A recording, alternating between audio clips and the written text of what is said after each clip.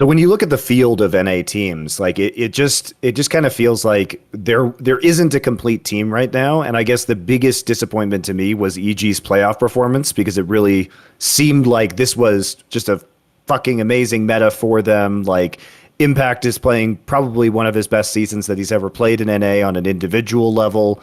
You look at Jizuke, he's kind of built for this like early skirmishing, split keep going. power. I'm doing a checklist. Check. Are you waiting for the jungler? And they go, you love all that, don't you? Yeah, right. We're going to do none of that. Right, now's the playoffs. Dude, when were they in the playoffs? Like, none of that shit happened, did it? Like, what? I know.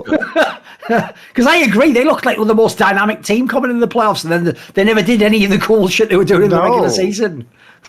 I mean, I think, funny enough, I think their 100 Thieves versus their 100 Thieves series was, I mean, it was close. Like, it ended up being close, like scoreline wise, but it felt like that series was only close because 100 Thieves kind of let it be close. Like, I think EG like punished as well around that stuff, like the like shakiness they have. I think they played like pretty well as a team, but I thought their C9 series where they went 0-3 was actually like the close one. Like, that one felt like that was actually like a pretty.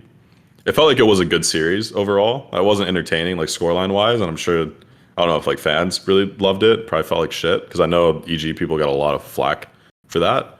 But they were like in control 2 out of the 3 games. They had really good leads. And then the other game they weren't in control. It was like even, which was also the game they had Svenskeren back in for. I don't know what the fuck's happening with the jungle swap thing. That was very confusing. Great question. Because I know like Svenskeren did an interview, I think, talking about how it was like they were pretty open. It was like a contract thing. Like, he's going to get some time to play.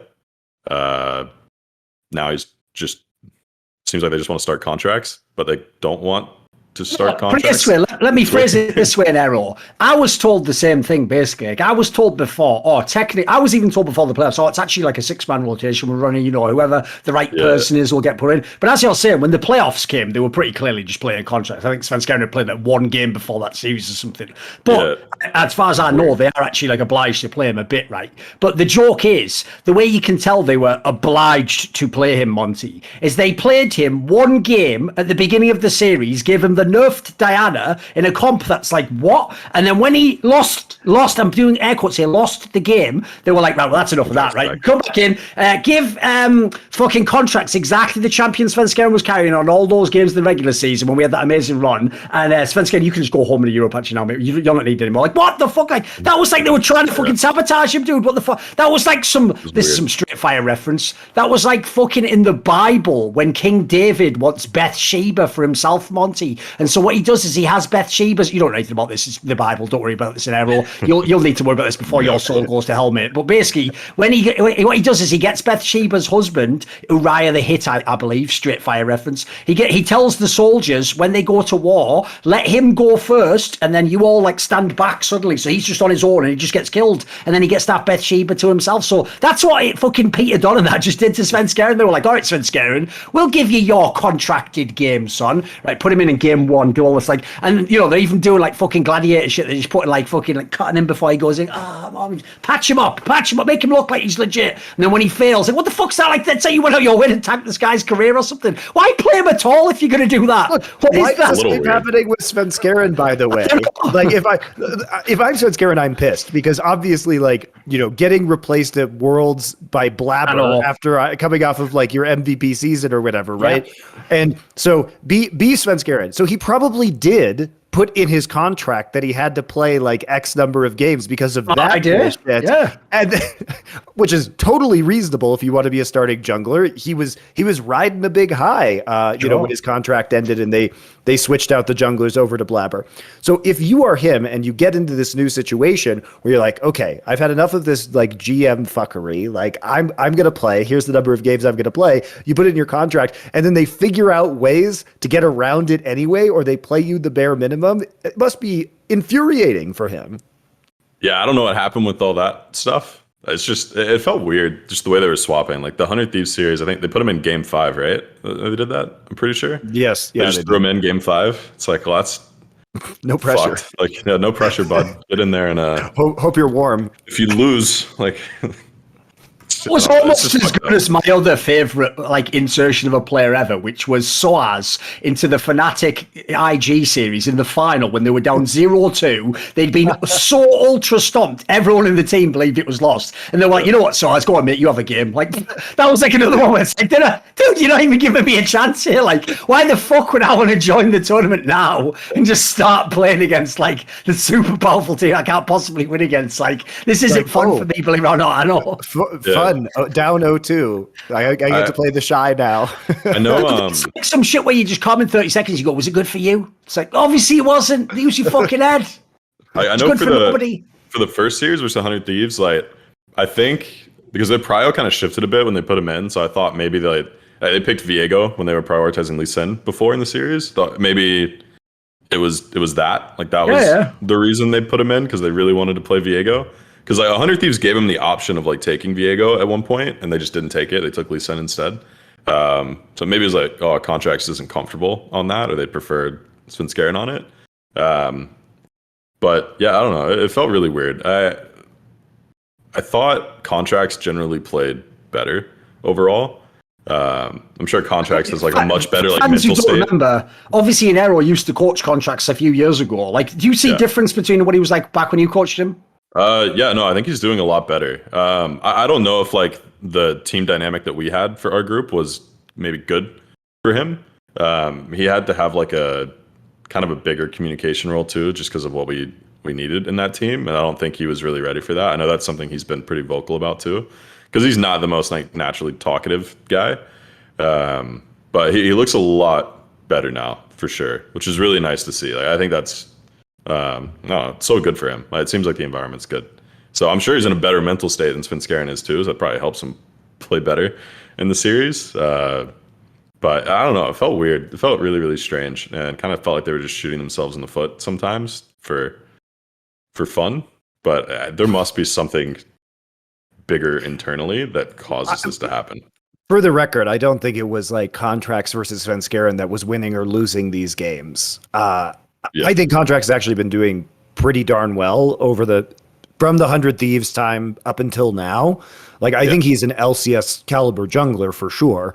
And Contracts versus Svenskeren does not explain how they completely just died in the playoffs and took their foot off the gas and were able to lose these games, because they came into the playoffs as the favorites. Would you have said that they were the most likely team to win when the playoffs started in Era? I'm curious of your opinion. I thought TL was going to win it once they swapped back. Thought it'd be easier for them. I think EG has like pretty glaring weaknesses, but I still thought they were good. I thought they would go to Worlds. I didn't think there was a world they weren't going to go to Worlds. You didn't think they were going to lose to 100 Thieves? I thought they could lose to 100 Thieves, yes. I thought that series was going to be like harder winning for 100 Thieves. I think bot lane is a really big like exploitation point for them, and I think 100 Thieves bot lane can like brute force early game versus them. I mean, they could have like 3-0'd that series, honestly, with the way it was going. But I didn't think they were going to lose to like the other side of the bracket moving up. Like, I thought they would be able to beat like what's it called, TSM, C9, and that to make Worlds. So I was pretty shocked when they lost, to be honest.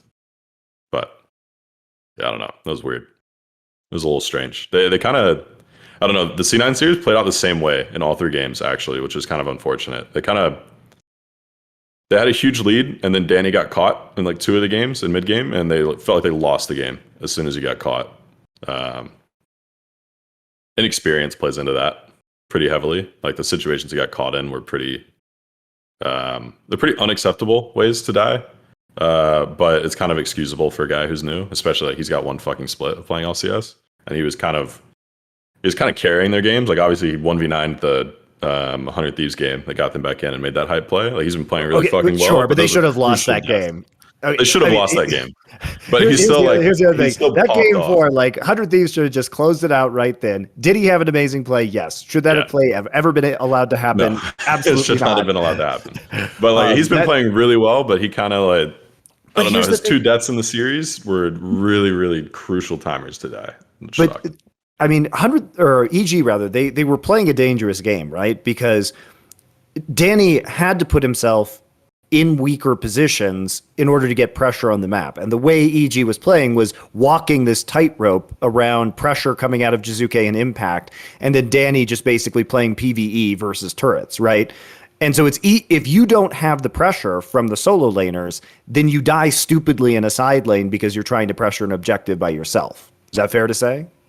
I think generally, yeah, like that's how they played. I don't know if the deaths were consequences of those situations. He did have one death, I think it was in like the third game or something, where it was kind of sketch, where he like dove in for a kill and he died from it, which I thought was like fine. Like, fuck, like he's going to do that play every now and then when he's making him work half the time. But nah, I think it was a little bit different than that. I know in like the game 1 series, like he just got max range ulted, like under mid turret, when that turret was just kind of dead anyways. And then that death just turned into Baron and they lost the game. It's like, that wasn't really like him having to PvE to like keep it alive. He kind of just, he made a mistake. Like, fuck, he probably just didn't think he was going to get hit by that ulti. It was like pretty long. And he got hit by it. It was just tragic. But I think it was just little like rookie mistakes. It's like really small errors. And I think C9 is really good with their like trio of forcing around that. And he just fell victim to it, honestly. I don't think it was anything like too egregious. It was just like, you can't do those.